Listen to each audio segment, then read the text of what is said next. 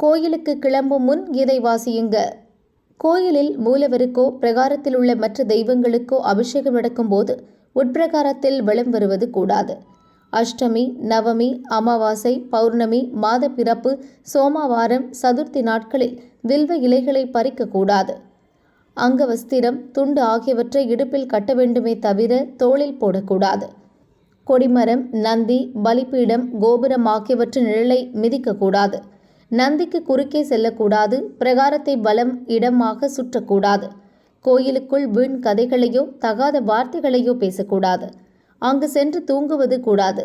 விளக்கில்லாத போதும் திரையிட்டு இருக்கும் போதோ தெய்வங்களை வணங்குவது கூடாது. சண்டிகேஸ்வரர் மற்றும் சண்டிகேஸ்வரி முன்பு நின்று கைத்தட்டவோ சொடுக்கு போடுவதோ நூலை பிரித்து போடுவதோ கூடாது. கோயிலுக்கு சென்று வீடு வந்ததும் உடனடியாக கால் கழுவக்கூடாது.